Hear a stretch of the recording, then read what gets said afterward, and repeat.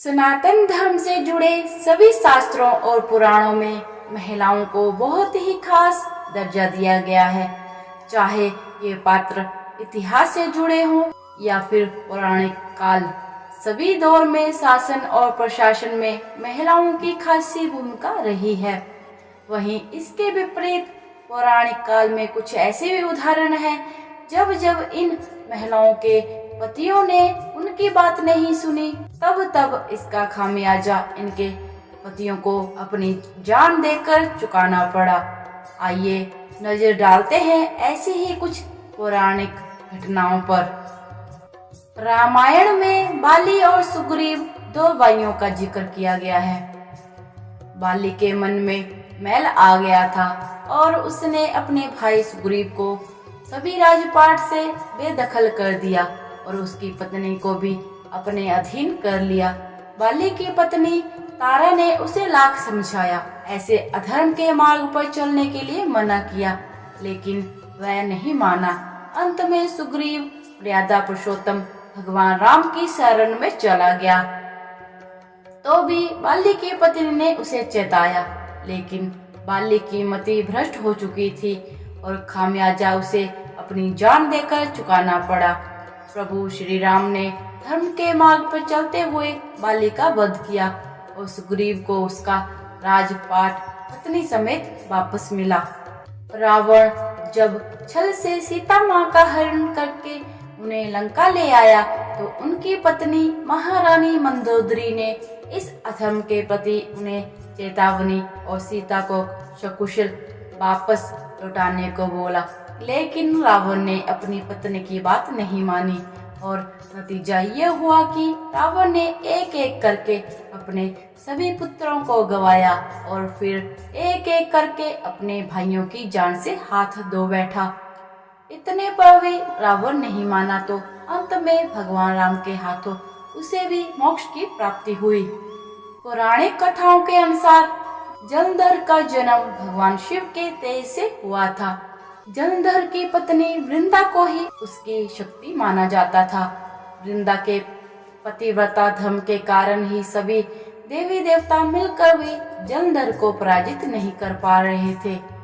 जलंधर को लगा कि वह इतना बलशाली हो गया है कि उसे कोई नहीं हरा सकता, जबकि उसे इस बात का अंदाजा नहीं था कि उसकी शक्ति उसकी पत्नी वृंदा है।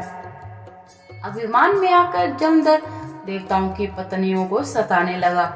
पहले उसने माता लक्ष्मी को विष्णु जी से छीनने का प्रयास किया और सफलता नहीं मिलने पर वह कैलाश पर्वत पर जाकर माता पार्वती को अपनी पत्नी बनाने का आग्रह करने लगा। महादेव को मजबूरन उससे युद्ध करना पड़ा, लेकिन वृंदा के अस्तित्व के कारण वह निष्फल हो गए। इतने पर भी जलंधर को अपनी पत्नी का महत्व नहीं समझाया। तब देवताओं के कहने पर भगवान विष्णु ने छल से उसकी पत्नी का अस्तित्व भंग किया और तब जाकर जलंधर का नाश हो सका। धृतराष्ट्र की पत्नी गांधारी अपने पति को सदैव धर्म के मार्ग पर चलने का उपदेश देती रही, लेकिन उन्होंने भी अपनी पत्नी की बातों को अधिक तवज्जो नहीं दी। कौरवों ने जुए में पांडवों के साथ छल करके उनका सब कुछ छीन लिया और यहाँ तक कि पांडव द्रौपदी को भी हार गए। तो उनका चिरहरण होने पर भी गांधारी ने अपने पति धृतराष्ट्र को ये सब रोकने को कहा, तो भी उन्होंने अपनी पत्नी की अनदेखी की। गांधारी के भाई शकुनी की गलत संगत में रहकर कौरवों ने पांडवों को मारने के लिए उनके खिलाफ साजिश रची। यह सब धृतराष्ट्र जानते थे, लेकिन उसके बाद भी चुप रहे। नतीजा ये हुआ कि अंत में समूचे कुल का नाश हुआ और धर्म की विजय हुई। हिरण्यकश्यप की पत्नी केतु बहुत ही धार्मिक और अच्छे आचरण वाली महिला थी और उनका एक पुत्र था प्रहलाद, जो कि भगवान विष्णु का परम भक्त था। हिरण्यकश्यप ने कठिन तपस्या द्वारा ब्रह्मा को प्रसन्न करके यह वरदान प्राप्त कर लिया कि ना वह किसी मनुष्य द्वारा मारा जा सकेगा, ना पशु द्वारा, ना दिन में मारा जा सकेगा, ना रात में, ना घर के अंदर, ना घर के बाहर, ना किसी अस्त्र के प्रहार से और ना किसी शस्त्र के प्रहार से उसके प्राणों को कोई डर रहेगा। इस वरदान को पाकर अहंकार में आ गया और खुद को भगवान समझने लगा, जबकि उसकी पत्नी केयाधु उसे ऐसा करने के लिए लगातार मना करती थी, लेकिन वह अपनी पत्नी की एक ना सुनता। उसने अपने राज्य में विष्णु की पूजा को वर्जित कर दिया। प्रहलाद भगवान विष्णु का उपासक था और यातना एवं प्रताड़ना के बावजूद वह विष्णु की पूजा करता रहा। क्रोधित होकर हिरण्यकश्यप ने अपनी बहन होलिका से कहा कि वह अपनी गोद में प्रहलाद को लेकर प्रज्वलित अग्नि में चली जाए, क्योंकि होलिका को वरदान था कि वह अग्नि में नहीं जलेगी। जब होलिका ने प्रहलाद को लेकर अग्नि में प्रवेश किया तो प्रहलाद का बाल भी बांका ना हुआ और होलिका जलकर राख हो गई।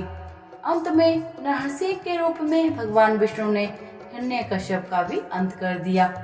तो दोस्तों, आज की इस वीडियो के जरिए आप जान गए होंगे कि पत्नी की बात ना मानने का नतीजा क्या होता है। अगर ये सभी अपनी पत्नियों की बात मान लेते तो शायद इतिहास कुछ और होता। तो आज की इस वीडियो में इतना ही। वीडियो पसंद आए तो इसे लाइक जरूर कीजिएगा और मेरे चैनल को सब्सक्राइब करके बेल आइकन को जरूर प्रेस करें, ताकि मेरी आने वाली वीडियो की नोटिफिकेशन सबसे पहले आपको मिल सके। हरे कृष्णा, धन्यवाद।